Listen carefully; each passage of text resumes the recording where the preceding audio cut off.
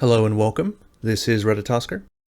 In this video we're going to be testing a lot of different Insect Glaive combos, and comparing it to the kind of damage that we can do with the aerial Insect Glaive. Now I've seen a lot of people doubt the utility and effectiveness of this aerial Insect Glaive style, and so in this video I want to take the opportunity to show people how much damage it can do in comparison to some of our other alternatives.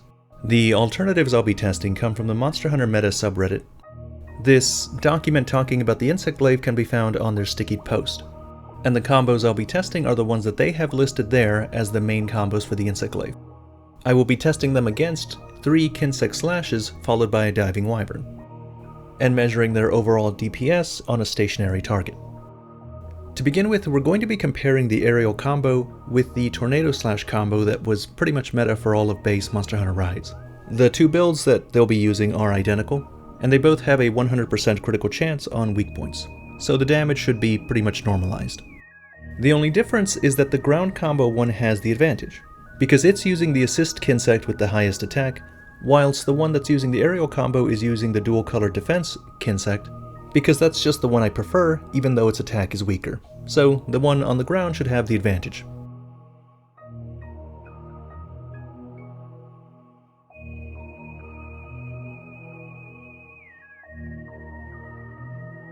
So as you can see here, in the same amount of time, the kinsect slashes plus the fully charged diving wyvern has done 3,000 damage, whilst the tornado slash so far has only done about 2,000. And even if the combos continue, the tornado slashes still will not catch up to the diving wyvern by the time the second diving wyvern gets to come out, as you can see right here. Okay, next we're going to show the classic infinite combo in comparison to the diving wyvern. As that redditor from Monster Hunter Meta points out, the attacks from the Insect Glaive have all been buffed, so you no longer have to do just the tornado slash to do your best damage. But as you can see, even though it is doing good damage, it does not manage to outpace the diving wyvern either the first or the second time. Finally, we're going to be testing out the tetraseal slash infinite combo. The tetraseal slash has been buffed in Sunbreak. It now comes out much faster. And as you can see, it's actually doing a very good job of keeping up with the diving wyverns. In fact, it outpaces it over here. And it's not until the second diving wyvern connects that it actually outpaces the tetraseal slash for a bit. But as you can clearly see, if this DPS situation continued, the tetraseal slash would quickly overtake the damage that you're doing with the diving wyverns. Of course, the problem is that there are pretty much no situations in the actual game where the monster will remain immobilized long enough for you to string together a ground combo that will eventually outpace your diving wyvern. The main takeaway from all this, I think, is that if you have a situation with the monster where they're completely immobilized like a paralysis or a knockdown or a stun, then 3 kinsect slashes followed by a diving wyvern is your best DPS option, at least in comparison to all the ground combos that we covered. Things do start getting a little messy if you take into consideration the new Powder Vortex kinsect, but that is a different topic for a different video, I think. Another thing that you should take away from these examples is that in those demonstrations, the ground combos pretty much beat out the diving wyvern combo until the diving wyvern actually hit.